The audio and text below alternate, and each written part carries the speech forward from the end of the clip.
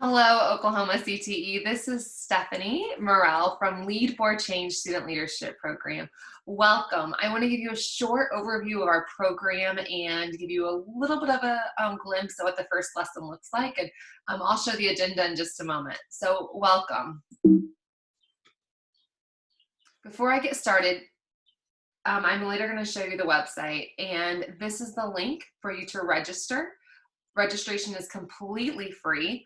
All of our resources are free, and you have access to everything after you register. So just go to lead4, that's the number 4, change.org/register.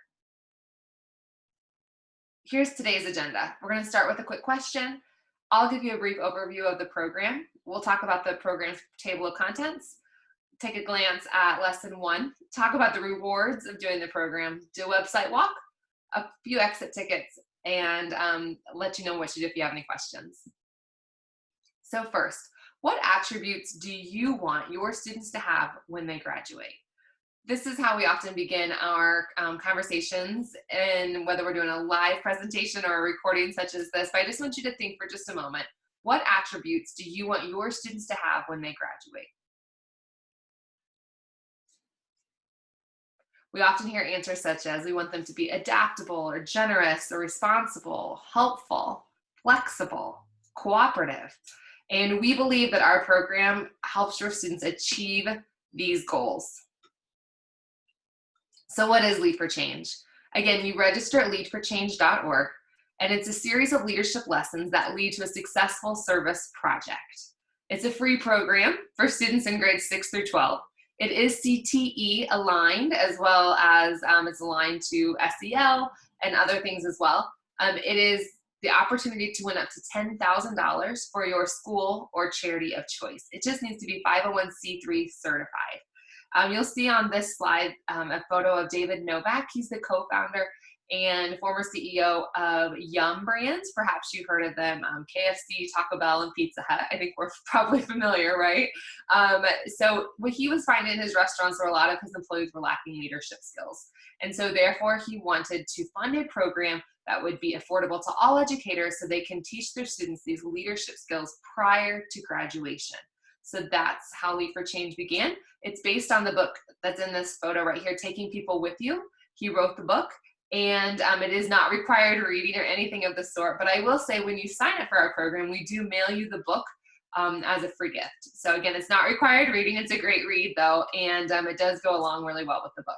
Or excuse me, the book goes along really well with the program. What you see in front of you now is a table of contents. We have a 6-lesson track and a 12-lesson track. This is the 12-lesson track. You'll see the lessons numbered there on the left. Each lesson includes 3 activities. Kind of pausing so you can take a glance at this. So in the first lesson, students will think of how they can be their best self and kind of get to know themselves a little bit better. We have a great activity I'll show you in just a moment to get us started with that. Lesson 2, they start to think, okay, these are my skills. What can I do to use these skills to better my team? And they'll also get to know their team. Lesson 3, they're starting to research the issues and starting to think, what do we want to do to make an impact in our community? Lesson 4, they determine their big goal. They start thinking about their project ideas. Continuing, lesson 5 is very popular. They brand their team, they write their goal, they visualize their plan. Lesson 6, they create an action plan. They anticipate the hurdles. What do we need to do so we can win together? Create a people map, persuasive statement, an elevator speech, and then you'll see there in lesson 9, they actually implement the service project.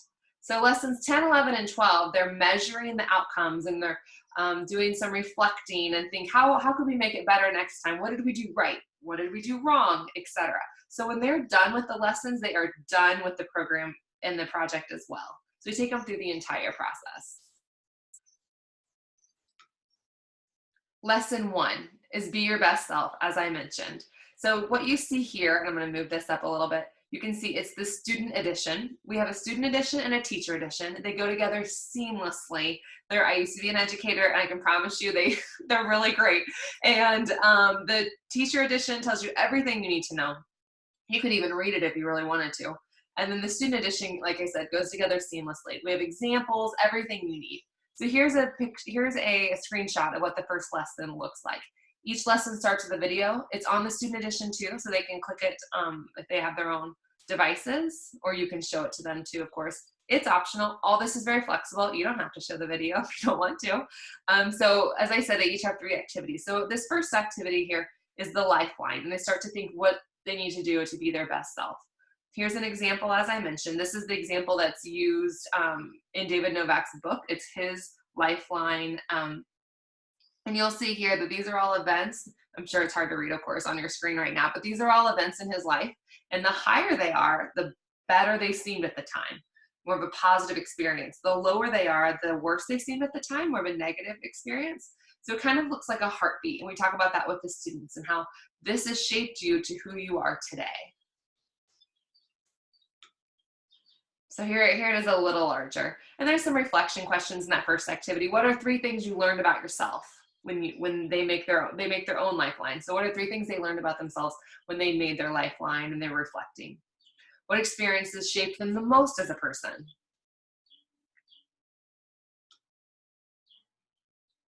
And activity 2, choose 1 word to describe yourself and how can you be better tomorrow? And then activity 3, and we change this a little bit for our presentations here. So these are not the questions the students are asked, of course, but I just want you to think, what are the biggest needs of your student leaders? Do they need something? Do they need some direction? Do they need some a program to better their community and be leaders and show the community all the amazing things they can do and have some kids behind them and learn these great skills such as responsibility, etc.? What big improvements would help your community? What do you need? Some communities, you know, their town hall needs new windows and they need a fundraiser to do that. Some communities we've talked to, they need new sidewalks and they've raised money and done different things and raised awareness for that. We have a wide variety of suggested topics if you need some, and I'm sure your students have even better ideas. So the reward. So let me pause for just a second. Those are 3 activities that reflect what is similar to what's in our first lesson. So moving on from that first lesson, these are some rewards of the program. A chance for student teams to win up to $10,000 for their school or charity. We give multiple $10,000 grants in February, and we give multiple $10,000 grants in May. We also give many more $500 grants in both of those months as well. So there's also the opportunity to gain media coverage. All students, regardless of whether they win a grant, receive nice certificates of completion on nice paper and graduation honor cords. So their certificates of completion and graduation honor cords go to all participating students, and they're quite popular. Okay, so let's do a quick website walk.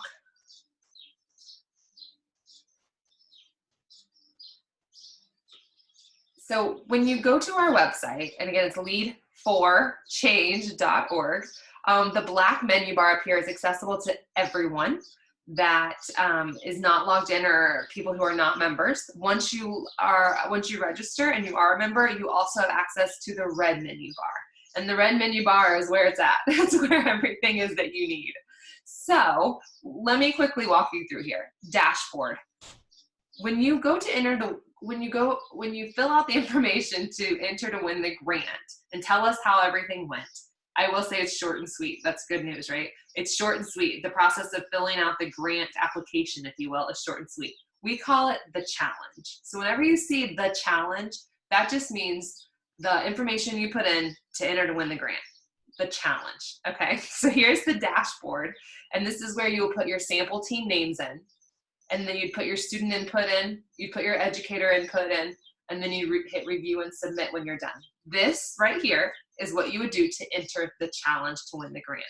I promise you the student input and the educator input is not really long. In fact, I feel like each year we make it even shorter and shorter. So that's the dashboard. That's where you put all your information in. Getting started.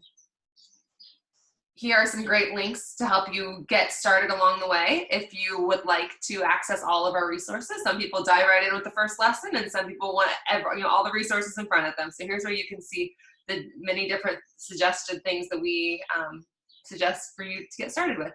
Leadership survey. We do have a pre-leadership survey and a post survey. So you can track your students' progress and with their leadership skills. So there's some information here about that.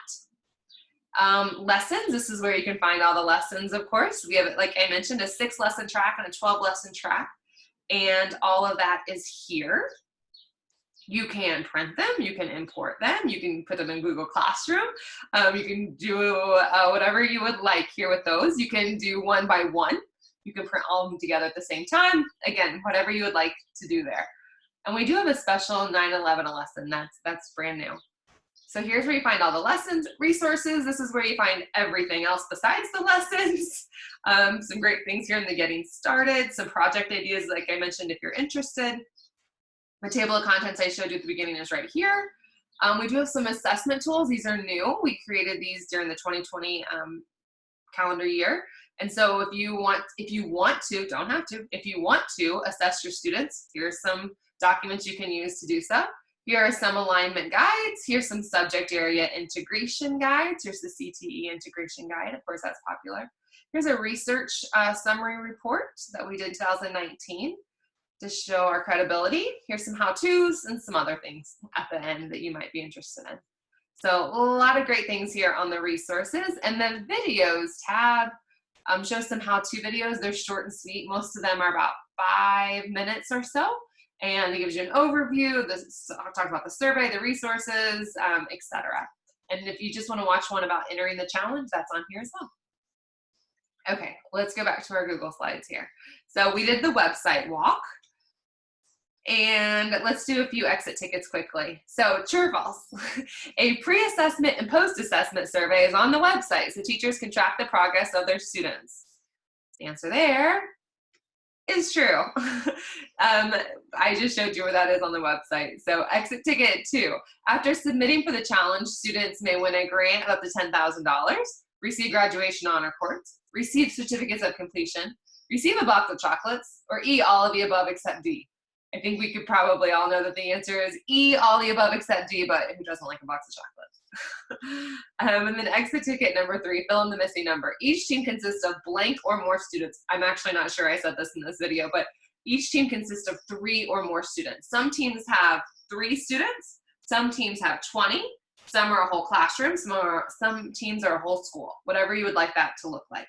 What do we mostly see? We mostly see a team is a class, or we have 2 teams per class. That's what we typically see, but they can be small teams, whatever you would like that to look like. Okay, if you have any questions, please let me know. My name is Stephanie, and this is my email address right here, STEPHANIE @lead, the number 4, change.org. So please let me know if you have any questions at all. Down here in the bottom corner, you'll see the link to register, lead4change.org/register. So please let me know if you need anything at all, and I'm happy to help in any way. Thanks so much. Have a great day, guys.